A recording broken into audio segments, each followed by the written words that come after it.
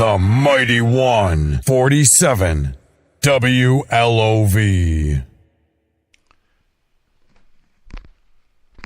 Not too long ago, I decided that I wanted to be free. I decided that it was time for me to stand up and be Billy Wilson. Not Billy D, not Detroit Bad Boy, but Billy Wilson, or for people like Bonnie and Cherry and Glynitt, no, BB. And standing up and wanting to be free left me with a lot of uncertainties. It left me starting all over again. But you know what? My mother told me one thing, and she's proven it each and every day during this walk to freedom, that if you can't be tested, you can't be trusted. Let me say that again. If you can't be tested, you can't be trusted. And every day since the since the end of April, I have taken a beautiful walk with my Savior. I have walked with Him. I have tried to be with Him. But the one thing that I say in my prayer is, Lord, keep testing me, because I can be trusted. I'm thankful for my daughter, Krystal Bond, who recently graduated from the University of Michigan. I'm thankful to her mother, Louise. I'm thankful to her aunt, Renee, and her husband. I'm thankful to her uncle, Tony, in memory of their mother, their grandmother, and their great-grandmother. I'm thankful for the family that I saw come together when my daughter got ill over the weekend. But I'm thankful to you. I'm thankful to a longtime friend of mine, Lisa Green, who reached out in concern about Krystal. I'm thankful to LLoyd Bingham, who reached out in the concern for my daughter, Krystal.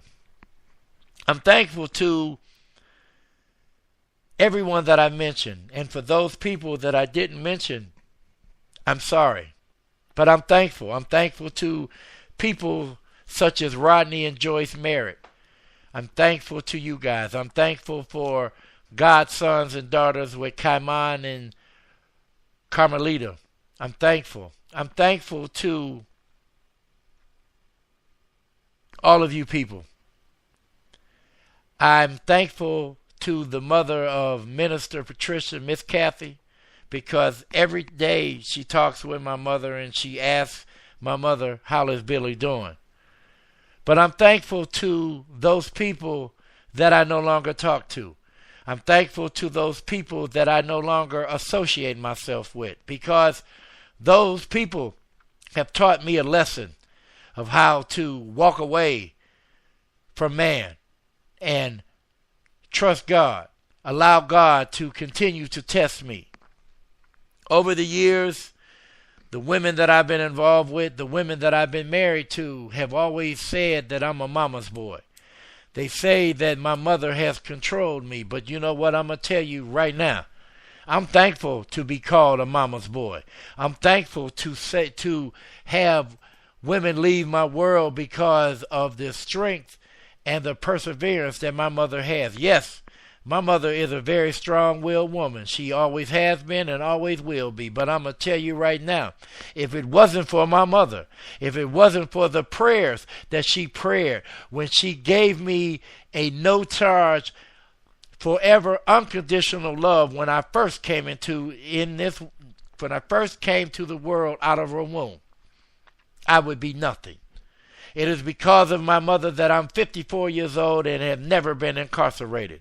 It is because of my mother that I've never been afflicted to narcotics. It is because of my mother that even though I may not have achieved the dream that my mother and father had for me, but I'm still here. Now, my son BJ moved away. My son Matthew moved away. And the only two people that my mother has as far as family in her vicinity is my daughter Krystal and myself. And I have told people, and I thank God for allowing me to wake up each and every morning and tell my mother I love you. I feel good that each and every day I find a way to get to my mother's house to see how my mother's doing. So whatever it is that anyone is going through, whatever it is that you are dealing with, if you can look to the heavens and you can say to yourself that you have been tested and now you can be trusted, you know Jesus is working it out. You know God is still the head of the throne. And once again, to those people that I have hurt and not hurt, did not realize I hurt you, please forgive me. Please forgive me for the words that come out of my mouth. Please forgive me because I do not intentionally mean to hurt you. I apologize. And I say, when I apologize to you, I don't just say it for words because I feel it. And to my family there in Louisville, Kentucky, please forgive me. And I would love to break bread at the family reunion this coming August. Please allow me to do that. But now it's time for us to take the little bit of time in the fellowship that we've had and bring it to someone else. It is time for all of us to not only celebrate the celebration of Mother's Day, but we need to make each and every day a Mother's Day.